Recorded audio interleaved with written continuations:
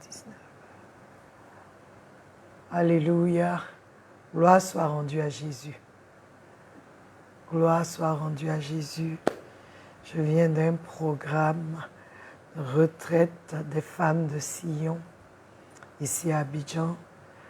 Et nous avons eu un superbe moment dans la présence du Seigneur. Et le chant qui me vient, c'est en anglais qui dit « Il n'y a aucun autre nom ». Hein? Ma voix est un peu partie, mais il n'y a aucun autre nom comme le nom de Jésus. No other name but the name of Jesus. Aucun autre nom, seul le nom de Jésus. No other name but the name of Jesus is worthy of glory and worthy of honor and worthy of power and of might. Aucun autre nom, seul le nom de Jésus. Aucun autre nom, seul le nom de Jésus.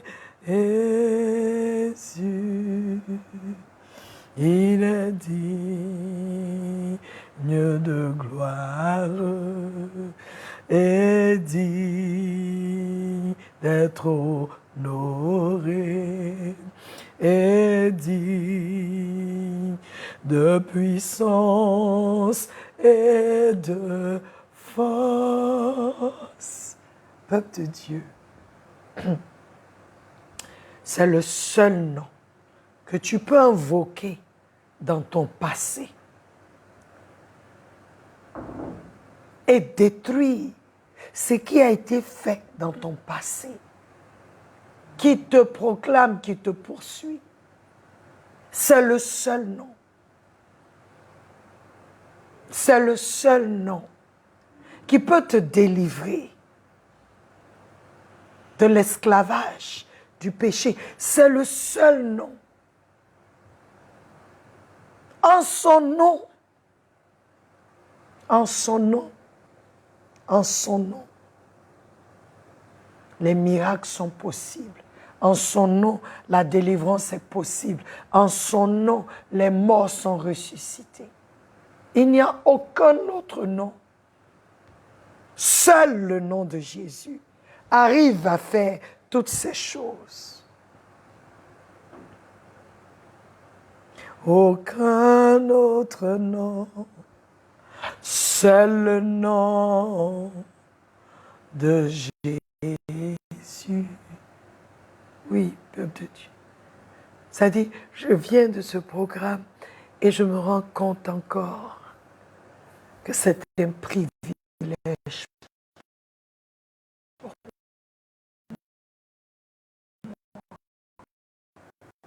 de connaître Jésus.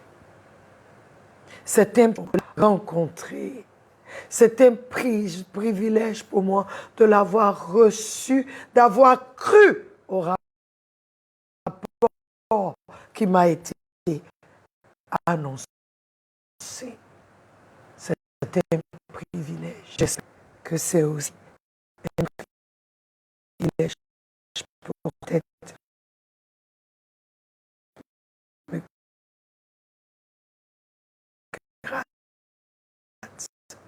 j'espère que c'est aussi un privilège. C'est un honneur La femme, le message qu'on a entendu, c'est la femme qui avait l'écoulement de sang pendant 12 ans. Elle a dit, Jésus passe par là, je ne vais pas laisser. Si je peux toucher le pan de sa robe, je serai guérie.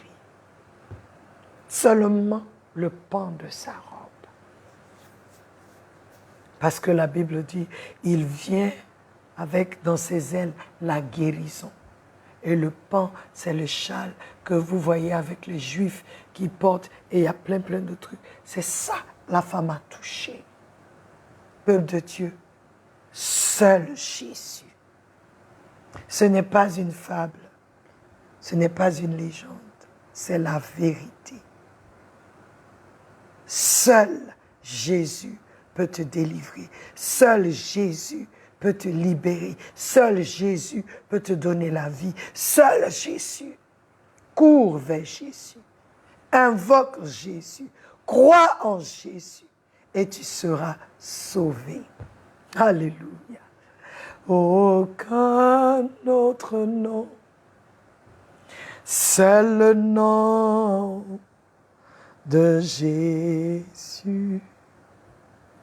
Aucun autre nom, c'est le nom de Jésus. Il est digne de gloire, est digne d'être honoré, est digne de puissance et de force. Alléluia. Gloire à Jésus. Bienvenue, bienvenue, bienvenue sur notre plateforme, une autre dimension avec Christ. Et je suis encore heureuse de pouvoir passer ce temps avec vous. Nous sommes aujourd'hui à la fac. Et le thème du mois, c'est Jésus, ma suffisance. Ô peuple de Dieu, il est vraiment notre suffisance. Il n'y a aucun autre. Et là, nous sommes à la fac, la foire aux questions. Et notre première question vient du frère Christian de Plateau, les Perles. Il dit, bonsoir pasteur, nous sommes parfaits en Christ. Mais est-ce que cela veut dire que nous pouvons accomplir absolument la loi dans cette vie? Bonsoir Christian, sois béni. Oui Christian, je le confirme, c'est en Christ que nous sommes parfaits. Il n'y a aucun autre que lui seul. Et c'est pour cette raison que le Père nous a créés en lui, qui est la perfection même, le Fils engendré de Dieu, celui-là même qui a satisfait, qui a accompli la loi. Il est celui-là qui comble le cœur du Père. Il est celui-là qui réjouit véritablement le cœur du Père.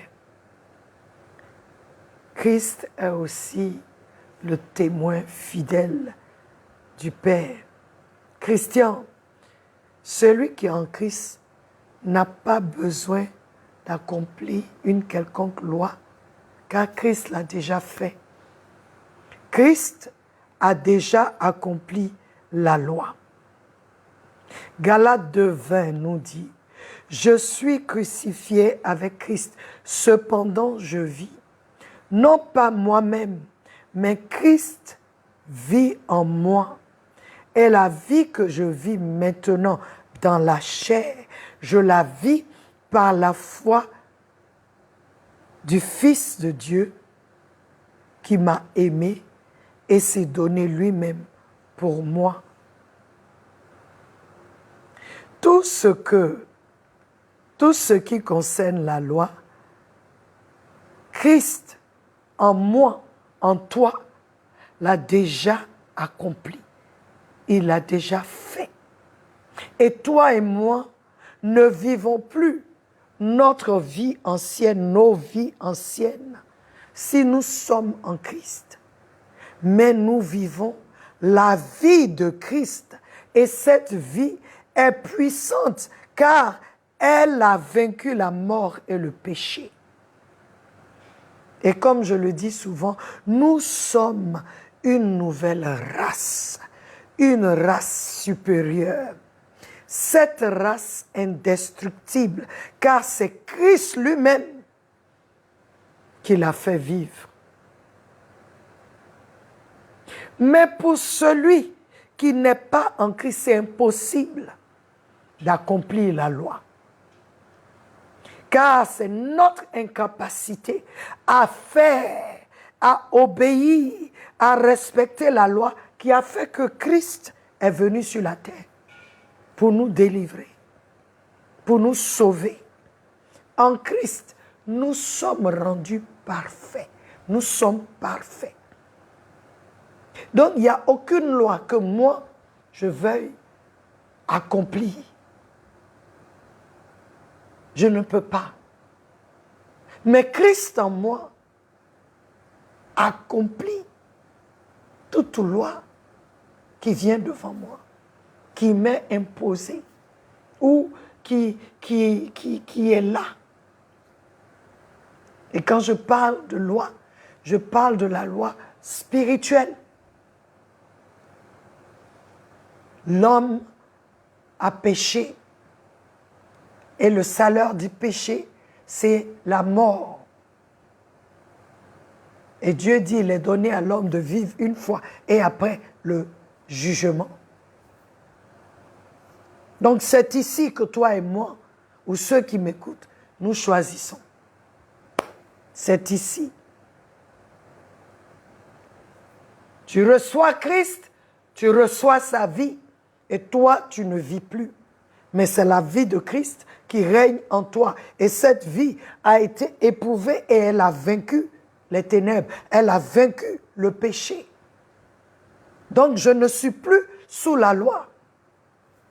Il y a une autre loi qui est au-dessus. Et c'est la loi de l'esprit de vie qui nous a affranchis de la loi du péché et de la mort. Donc, Christ en moi a accompli la loi. Je n'ai aucune autre loi. C'est pourquoi, en Christ, tu ne peux plus être sous un joug ténébreux. En Christ, tu ne peux plus encore aller te remettre sous un joug, sous l'esclavage des ténèbres. Non. En Christ, tu es une race supérieure. En Christ, tu es au-dessus. Et nous continuons parce que les autres questions, encore, nous allons répondre, continuer de répondre. Donc, Christian, si quelqu'un te dit d'accomplir certaines lois, c'est faux. Parce que là où l'Esprit de Dieu est, il y a la liberté. Il y a une autre loi, c'est celle de l'Esprit. Et celle de l'Esprit, tu es capable. Pourquoi? Parce que Christ vit en toi. La vie de Christ, c'est ce que toi tu vis. C'est ce que moi je vis. Et ça, c'est quelque chose que nous devons comprendre et accepter et recevoir et marcher selon cela. La vie de Christ en moi me sanctifie, me purifie, fait que je ne vais pas pécher. Le péché n'a pas de domination sur moi. La vie de Christ en moi. Je ne suis qu'un vase. Tu n'es qu'un vase. Et nous vivons de par cette vie. Paul dit, et la vie que je vis maintenant, je suis crucifié avec Christ. Cependant, je vis. Non pas moi-même, mais Christ vit en moi. Et la vie que je vis maintenant dans la chair, je la vis par la foi encore du Fils de Dieu. Ce n'est même pas ma foi, c'est la foi du Fils de Dieu qui me fait vivre sa vie. Et quand je comprends ça, alors j'ai une autre manière de vivre. Amen. Nous sommes parfaits en Christ. Deuxième question. Bonjour maman, j'ai bien écouté le message. J'aimerais que vous m'aidiez à comprendre ce verset, s'il vous plaît. Franck Lawani, Cameroun. Bonsoir Franck, sois béni. Voici le verset que Franck nous donne. 1 Corinthiens 3, 13, 15.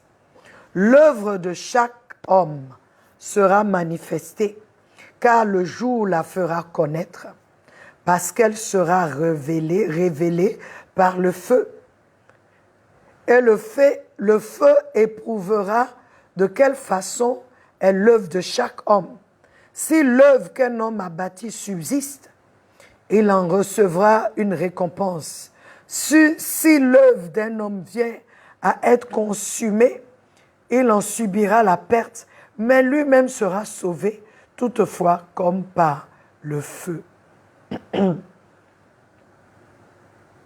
Et Franck dit qu'il veut comprendre ce verset puisque nous avons enseigné que nous avons été créés en Christ pour des bonnes œuvres que Dieu a préparées d'avance afin que nous les pratiquions, que nous marchions en elles.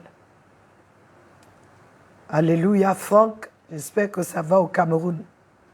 Franck, le passage que nous avons lu parle du jour où Dieu jugera ses enfants que nous sommes. Et parce que nous sommes en Christ, je veux que tu saches déjà que nous ne sommes pas jugés sur le salut. Est-ce que nous allons en enfer? Non. Parce que quand tu es en Christ, tu as la vie éternelle. Mais nous serons jugés. Notre jugement se portera sur notre travail, notre service, les œuvres que nous aurons accomplies ici sur la terre. Et cela sur la base des bonnes œuvres qui ont été préparées d'avance par le Père lui-même. Ce jour-là, l'on saura si nous les avons pratiquées, si nous avions marché en elles ou pas. Et ce test est fait par le feu du Seigneur, le feu dévorant.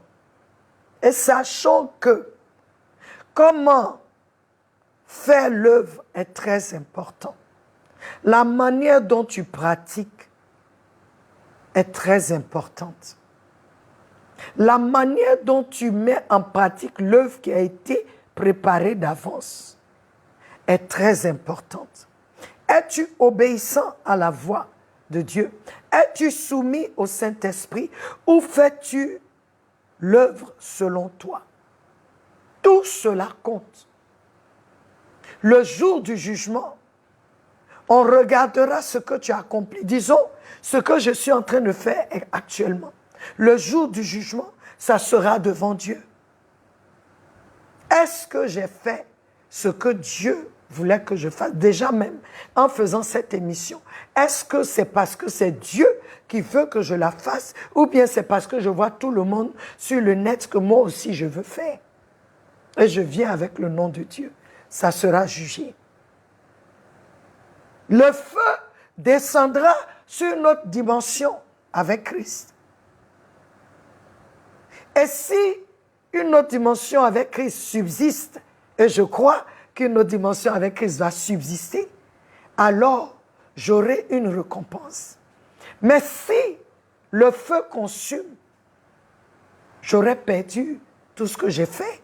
Vous, c'est sûrement que vous êtes bénis par l'enseignement, mais moi, je n'aurai rien, aucune récompense, parce que je ne l'aurais pas fait selon Dieu, selon les enseignements qu'il me donne de faire, selon, c'est-à-dire, comment j'ai fait, le cœur avec lequel j'ai fait.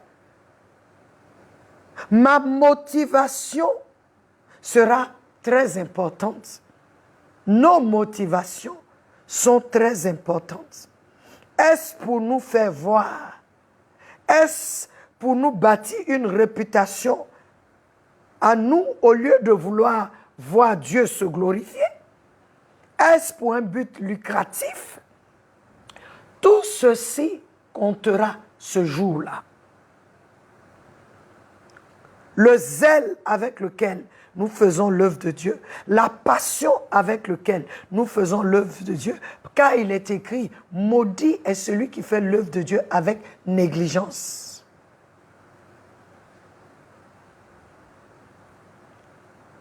Donc, Franck, assurons-nous de nous trouver au centre de la parfaite volonté de Dieu.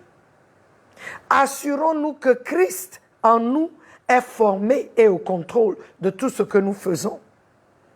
Car les bonnes œuvres que Dieu a préparées d'avance ne sont pas en dehors de Christ. Ces œuvres-là sont en Christ. Et c'est lui seul qui peut les faire prospérer en nous et par nous. Donc je veux t'encourager. Les bonnes œuvres que Dieu a mis devant nous, nous devons nous assurer que chacun fasse ce que Dieu l'a appelé à faire. C'est comme dans l'église aujourd'hui. Tout le monde veut prêcher. Tout le monde veut prophétiser. Je vois des gens qui s'appellent prophètes ici, apôtres ici. Des gens qui ne sont même pas soumis à quelqu'un, qui n'ont pas de mentor, qui se lèvent eux-mêmes et qui font. Je ne dis pas que Dieu ne peut pas t'appeler à faire ça, mais je sais que le Dieu que nous servons, il travaille de père en fils. Toujours un mentor pour te préparer, pour entrer dans ton appel. Toi, tu n'as pas d'église, parce que tu trouves que les pasteurs sont ceci, sont ceux-là. Tu te lèves toi seul, tu fais. Dieu n'a pas besoin de mercenaires.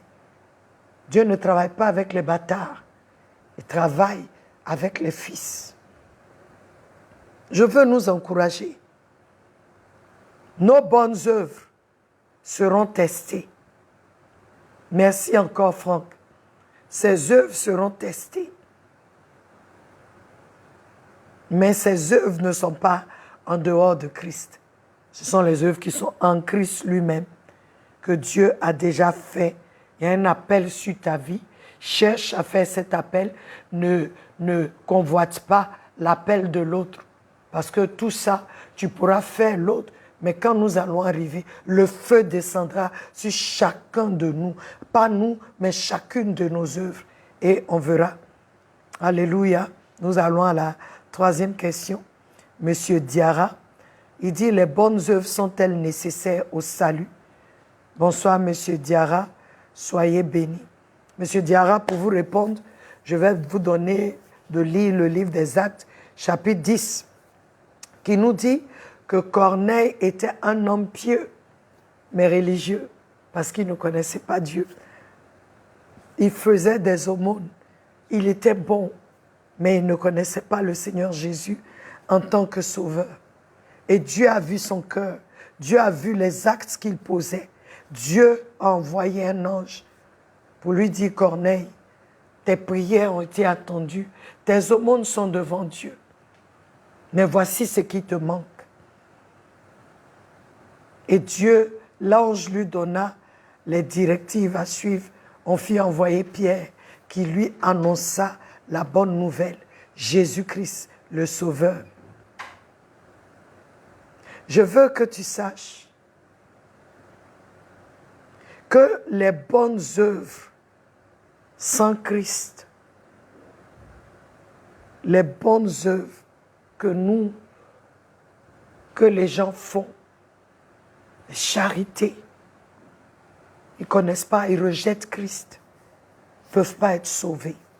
Les bonnes œuvres n'interviennent pas dans ton salut.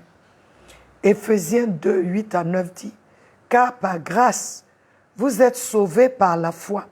Et cela ne vient pas de vous, c'est le don de Dieu, non par les œuvres, afin que personne ne se vante. » Les bonnes œuvres ne sauvent pas.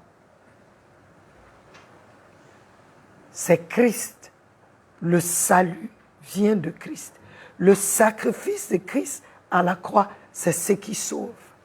Celui qui croit en ce que Christ a fait, celui qui croit que Christ est le Fils de Dieu, qu'il a été ressuscité le 3e jour, il sera sauvé.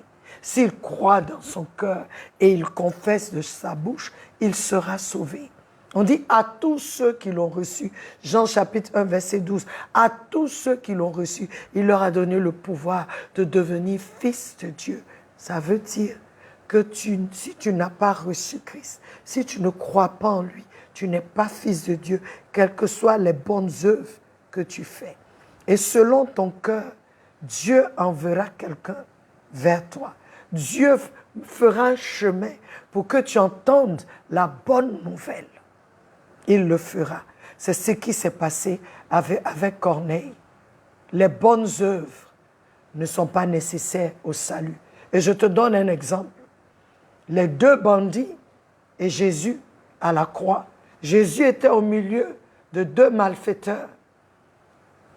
Il y a un qui a cru et Jésus lui a dit, aujourd'hui, tu seras avec moi au paradis. Quelles bonnes œuvres il avait fait? Non. Nos œuvres ne peuvent pas nous conduire au salut de nos âmes. Seul Christ, le sacrifice de Christ à la croix, donne le salut. Et je t'encourage, Monsieur Diarra, à donner ta vie à Jésus. Parce que c'est lui seul qui peut te sauver de l'enfer. C'est lui seul qui peut te donner un futur prospère. C'est lui seul qui peut te délivrer, qui peut te libérer de toute chaîne. C'est lui seul qui peut éclairer ton entendement. C'est lui seul. Il est la lumière du monde. Il est le Fils de Dieu, le Rédempteur, le Sauveur, le Messie. Alléluia. Alors, nous allons aller à la dernière question. Étant chrétiens, avons-nous les moyens nécessaires de faire que des bonnes œuvres? Sandra Cameroun. Bonsoir Sandra, sois bénie, je suis contente de te lire. Ça fait longtemps. Tu étais rentrée en brousse, mais merci de revenir dans la cité. Alléluia. Sandra, en Christ, nous avons été créés pour de bonnes œuvres que le Père a préparées d'avance, afin que nous les pratiquions. C'est comme une voiture. Une voiture. 2 voitures, je te donne l'exemple de 2 voitures. Une Peugeot et puis une Ferrari. La Ferrari, c'est une voiture de sport. La Peugeot, c'est une voiture normale. Les 2 ont 2 moteurs. Elles roulent. Mais pour que les 2 voitures puissent rouler, il faut que tu mettes de l'essence. Quand tu vas mettre l'essence, le moteur de chaque voiture, par leur moteur, on saura la puissance de chaque voiture. Et nous, on a été créés en Christ pour de bonnes œuvres. Dieu a mis tout en nous pour de bonnes œuvres. Nous avons tout ce qu'il faut. Tout, il a mis tous les moyens en place pour que nous puissions pratiquer ces bonnes œuvres, pour que nous puissions marcher dans ces bonnes œuvres. L'essence pour toi et moi qui sommes en Christ, c'est la foi. La parole de Dieu. La connaissance de Christ, c'est-à-dire une relation personnelle et intime avec Christ, qui fait que tu le connais et que tu grandis dans ta foi. La parole, je le dis tout le temps, la parole, la méditation de la parole, l'étude de la parole, la soumission au Saint-Esprit, qui est l'Esprit de vérité, pour nous guider dans toute la vérité. Si je mets l'essence dans la Ferrari et que tu me mets sur l'autoroute, tu sauras que j'ai une Ferrari. Tu sauras les voitures là, hein? Les voitures de sport là. Tu sauras. Tu sauras.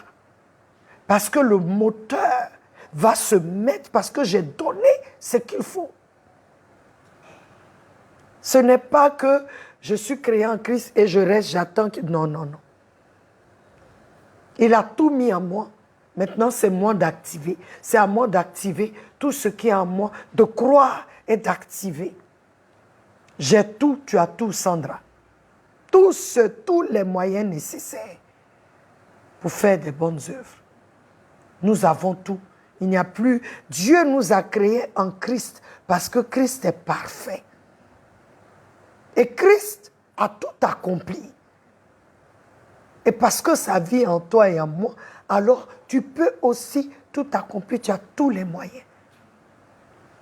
Même ta chair, il t'a donné, la vie de Christ en toi te donne de dominer le moi, de dominer les passions de la chair. Nous avons tous les moyens. Sur ce, peuple de Dieu, notre temps prend fin. Et je voudrais que toi et moi, nous soyons, comment on appelle ces voitures-là? Lamborghini. Quoi? Lamborghini. J'aime les voitures.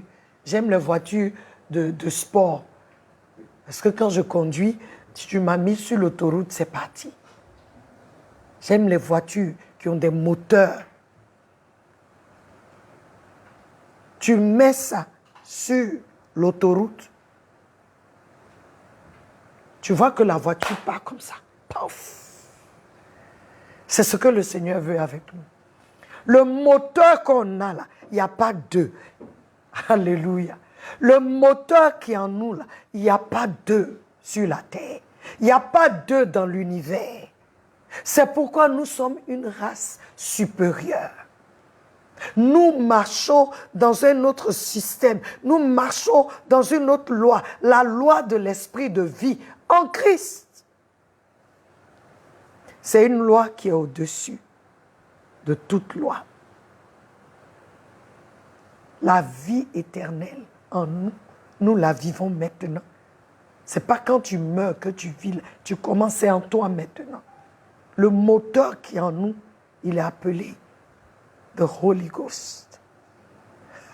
Dieu lui-même, le Saint-Esprit. Ce moteur-là, il est l'esprit des esprits. Il est l'esprit de vérité. Il est l'esprit de Dieu. Il est capable, si tu lui permets, de te faire découler. Comme la voiture, c'est quoi le nom encore? Lamborghini. Il y a une voiture qui est plus forte que la Lamborghini. Il y a la Ferrari, mais il y a une qui est plus forte. Non, ce n'est pas Tesla. Il y a une qui est plus forte. La Regera, si je ne me trompe pas. Oui. Ah oui, elle est plus forte. Et nous sommes... Vous savez, il y a toujours des voitures qui sont avec des moteurs, Toi et moi, le moteur là, il est constant. Il n'y a rien. Quelles que soient les inventions, il n'y a aucun moteur qui puisse outrepasser ou être supérieur à ce... Non. Nous avons tout en nous, Sandra. Alors, je veux rendre grâce à Dieu pour vos vies. Nous avons terminé nos questions. C'était de très belles questions. Que le Seigneur nous aide à faire son œuvre, à marcher, à pratiquer les bonnes œuvres qui ont été préparées d'avance pour nous. Soyez bénis, soyez élevés dans ce que Dieu vous a appelé à faire. Marchez dans la crainte de Dieu. Marchons dans la crainte de Dieu et accomplissons ce que Dieu veut que nous fassions. Je voudrais que vous sachiez que je vous aime vraiment. Que le Seigneur veille sur vous, qu'il vous garde et que chacun de vous un jour, lorsque nous allons nous tenir devant lui, que nos œuvres subsistent au nom de Jésus. Je vous aime. Jésus-Christ vous aime plus. Soyez bénis. Et nous sommes à mardi prochain. Nous aurons un temps merveilleux. Un temps merveilleux. Je vous assure, nous sommes en train de nous préparer pour vous offrir cela. Et nous allons vous permettre, je crois, avec l'équipe, de pouvoir poser des questions en direct où nous allons répondre.